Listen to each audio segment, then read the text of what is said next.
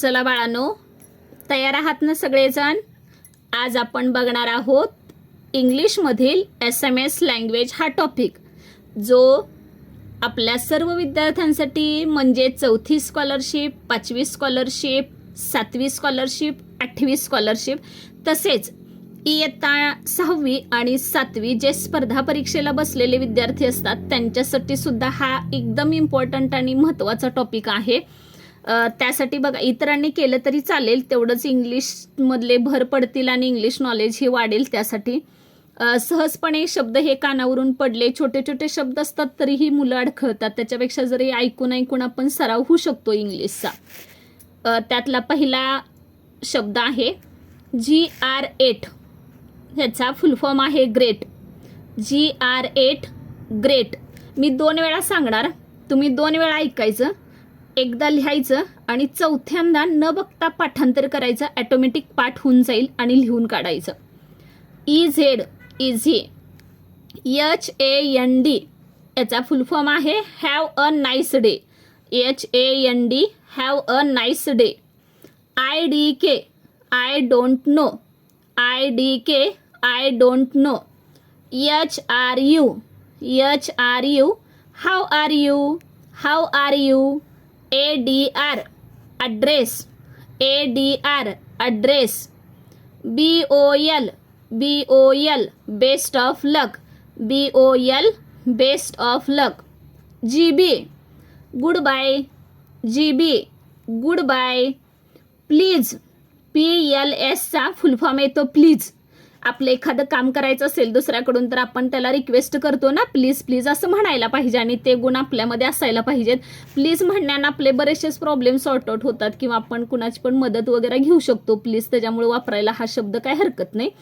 त्यासाठीचा short form आहे PLS please. PLS please. THX thanks. THX thanks.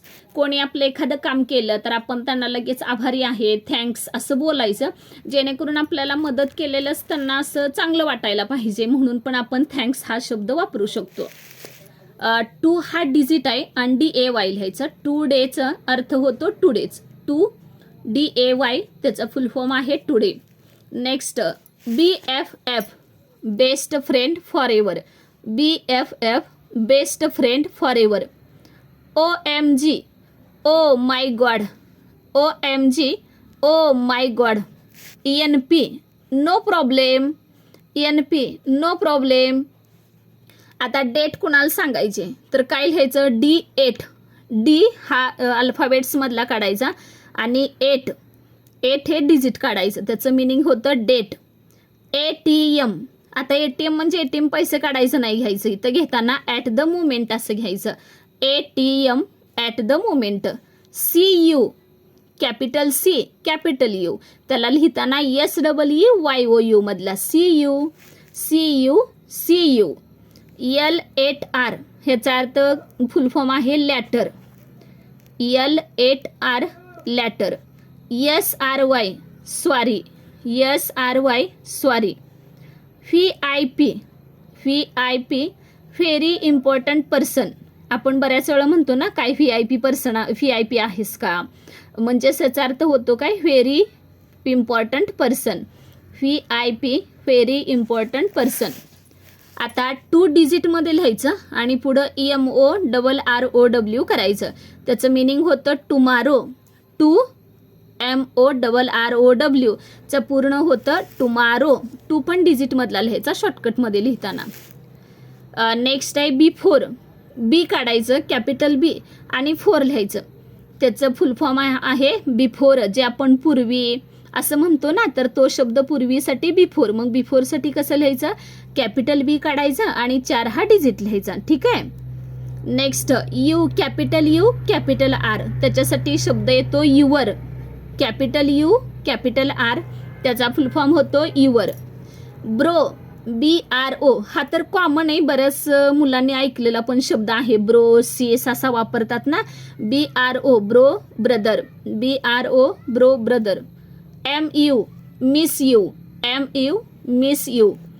BCO2 मधला digit मधला काढायचा. BCO2 याचं मिनिंग घ्यायचं बिकॉज.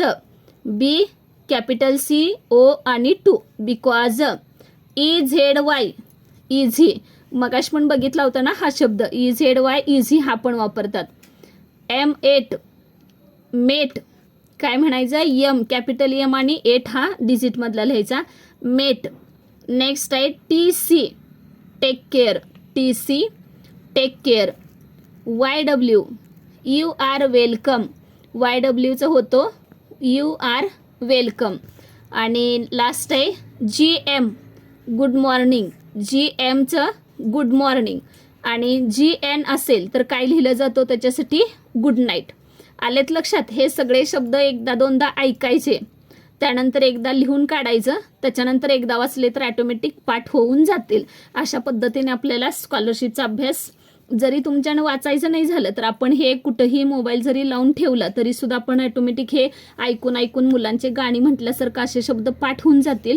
आणि इंग्लिश असल्यामुळे बऱ्यापैकी कानावर पडून पडून मुलं बोलायला लागतील हे सगळं इंग्लिश.